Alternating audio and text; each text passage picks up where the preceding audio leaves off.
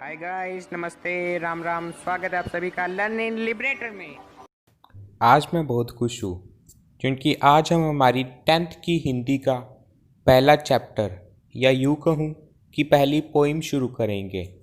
तो चलो चैप्टर पर चलते हैं। हमारी प्रथम कविता का नाम है पद। पद पद पद पद पद पद पद पद पद पद पद, जिसे लिखा है सूरदास जी ने, जिनका नाम तुमने सुना ही होगा। और ये पद लिए गए हैं सूर सागर से। सूरदास जी का एक ग्रंथ है सूर सागर। उस सूर सागर का एक पार्ट है भ्रमर गीत।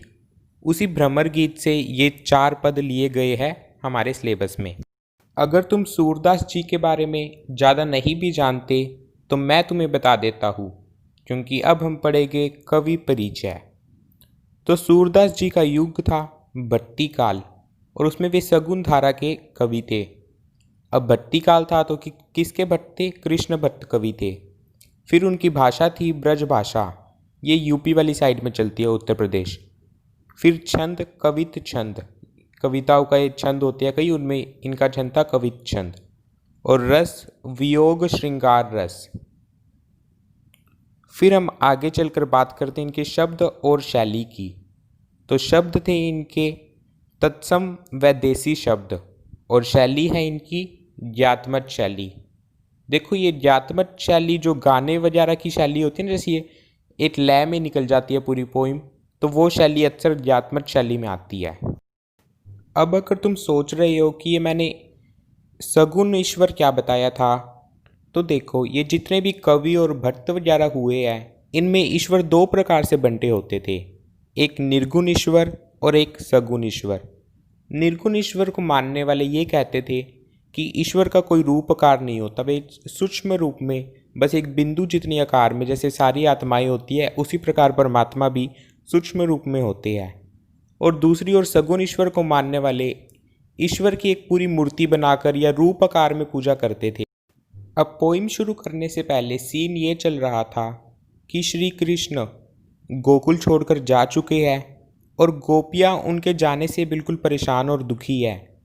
और श्री कृष्ण को इस बात का पता चलता है तो वे अपने दरबार से उद्धव को भेजते हैं, ये गोपियों को सब समझाने के लिए कि वे ऐसे ना रोए और सच्चे ईश्वर मतलब निर्गुण ईश्वर का ज्ञान देते हैं उद्धव उन्हें, कि बस आप उसमें अपना ध्यान लगा लो, श्री कृष्ण को भूल जाओ। अब तभी वहाँ एक भोरा आता है यानी भवरा आता है, और गोपियाँ उससे बात करने के बहाने उद्धव को ताने मारती है।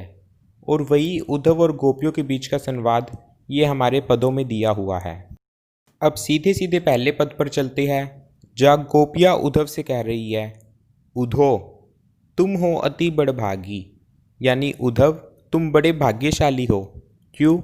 क्योंकि अपरस रहत स्नेह तगाते नाहिन मन अनुरागी, कि तुम प्रेम रूपी धागे में नहीं बंधे हो, उससे अपरस यानी नीरस हो, ना ही तुम्हारा मन में अनुराग है, यानी तुम्हारे मन में किसी के लिए प्रेम नहीं है।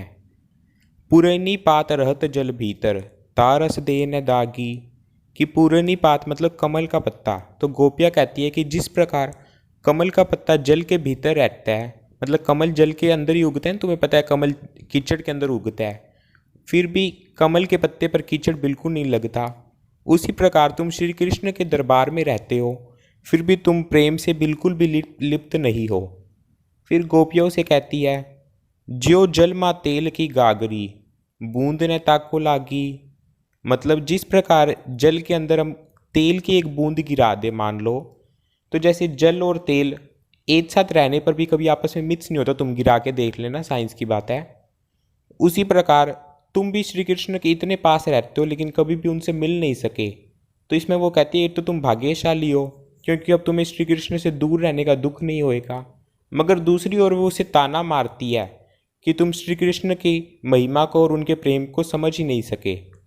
फिर कहती है, प्रीति नदी में पाऊ न बोरियो दृष्टि न रूप पर आगी, कि तुम प्रेम रूपी नदी में रहते हो, तुम तो श्री कृष्ण के साथ रहते हो ना, तो वो तो प्रेम रूपी नदी बहती है श्री कृष्ण में से, तो मगर फिर भी तुम्हारी दृष्टि में बिल्कुल प्रेम नहीं है।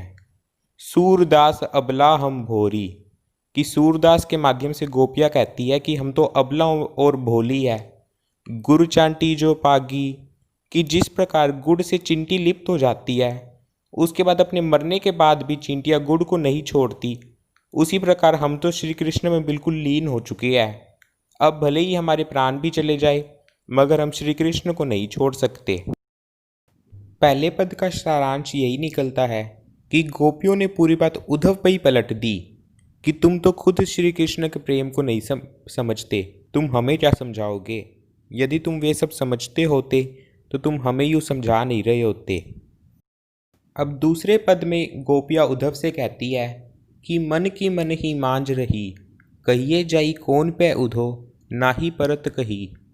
कि मतलब गोपियाँ कहती है कि हमारी मन की बात मन में ही रह गई, ये हम किससे कहे उधो, यानी उद्धव तुम ही बताओ ये बात हम किससे कहे, ना ही परत कही, किसी को नहीं कह सकते हम। अवधि आधार आस आवन की, तन मन बिथा सही। कि श्री कृष्ण के आने की हमें ऐसे लग रहा था एक निश्चित समय सीमा यानी अवधि के बाद श्री कृष्ण आ जाएंगे, और उसी आधार पर गोपियाँ अपने तन और मन का दुख सह रही थी, क्योंकि उन्हें आशा थी कि श्री कृष्ण जरूर वापस आएंगे। मगर अब उन्होंने उद्धव को भेज दिया तो वो आशा भी खत्म हो गई। इसलिए अब गोपियाँ कहती है कि अब इन जोग संदेशनी सुनी सुनी, बिरनी बिरह दही। कि अब ये जो तुम योग का और निर्गुण ईश्वर का संदेश दे रहे हो, यह सुन सुनकर बिरनी, बिरनी उस औरत को कहते हैं जिसका पति उसे छोड़कर चला जाए। तो गोपियाँ श्री कृष्ण को अपना पति मानती थी और इसीलिए कहती है कि ये तुम्हारी योग का संदेश सुन सुनकर हम बिरनियों का बिरह दही यानी वियोग अग्नि और भी ज़्यादा भड़क रही है। चाहती हुती गुहारी जीती तय, उत्ते धार बही। तो गोपियाँ कहती कि हम श्री कृष्ण के पास अपनी रक्षा के लिए गुहार लगाना चाहते हैं, मतलब रिक्वेस्ट करना चाहते हैं कि हमें बचा लो इस उत्ते धार बही, यानी ये जो योग रूपी धार जो उद्धव सुना रहा है, इससे श्री कृष्ण से वो गुहार लगाना चाहती है कि हमें बचा लो। सूरदास अब धीर धरी क्यों, मर ज्यादा न लही।